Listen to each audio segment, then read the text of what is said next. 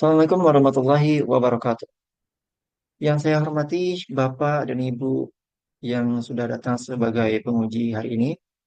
Dan yang saya hormati Ibu Leni Marlina, yang mana merupakan dosen pembimbing saya. Dan yang saya hormati dan sekaligus sayangi adalah teman-teman saya yang sudah berkesempatan hadir pada seminar saya kali ini. Sebelum itu, perkenalkan nama saya Ridho Wahyudi.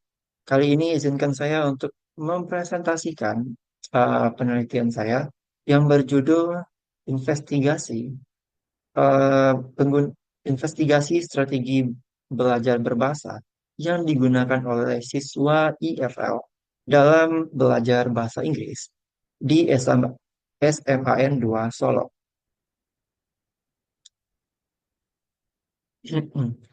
Pada presentasi ini akan saya jelaskan tiga chapter, dimulai dari introduction, lanjut ke chapter kedua yaitu review of literature, lanjut ke chapter terakhir, chapter 3 yaitu research methods.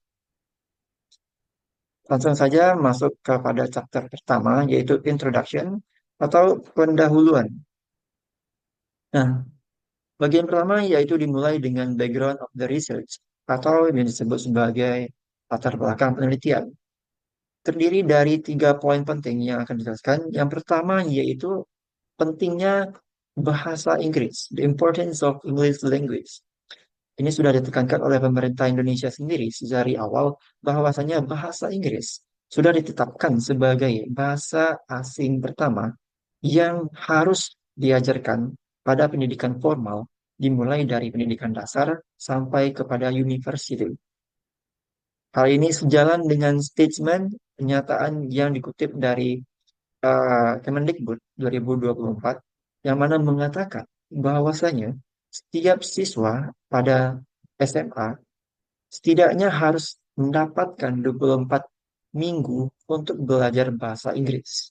Dan nantinya diharapkan, idealnya setelah lulus sekolah, mereka diharapkan memiliki kemampuan dasar dalam berbahasa Inggris yang nantinya akan membantu mereka untuk mendapatkan masa depan yang lebih baik karena memiliki kemampuan berbahasa Inggris tentu memiliki beragam manfaat di berbagai hal.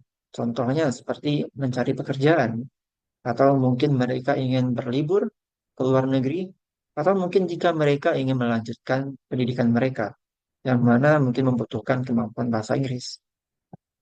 Poin kedua yaitu obstacles in learning language, atau masalah yang dihadapi siswa ketika belajar. Beberapa siswa masih memiliki problema mereka sendiri ketika belajar bahasa Inggris. Mereka merasa hal ini tidak ada bedanya dengan matematika karena merupakan pelajaran yang cukup rumit dan butuh kemampuan yang baik dalam memahami suatu bahasa.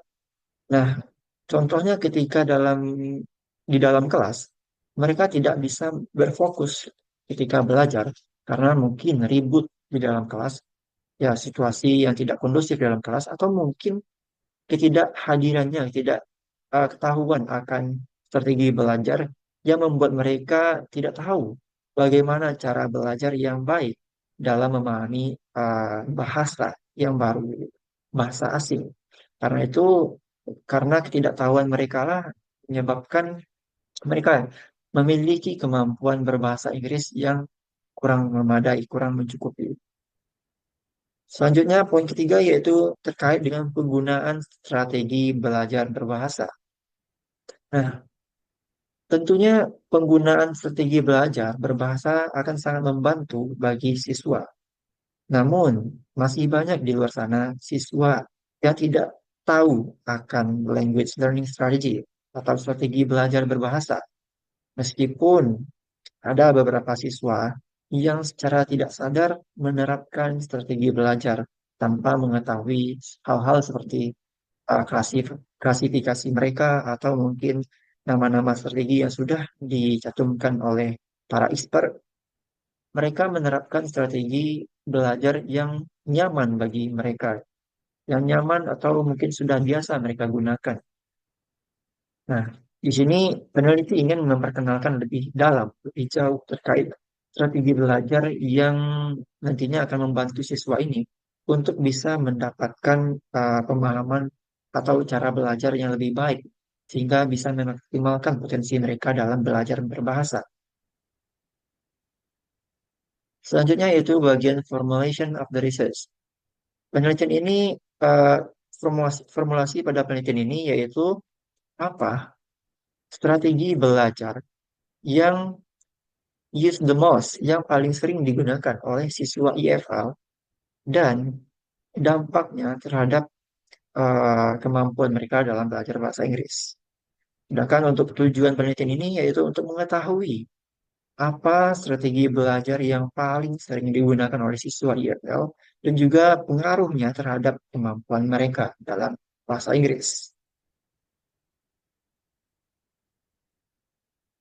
Oke, sekian untuk chapter 1.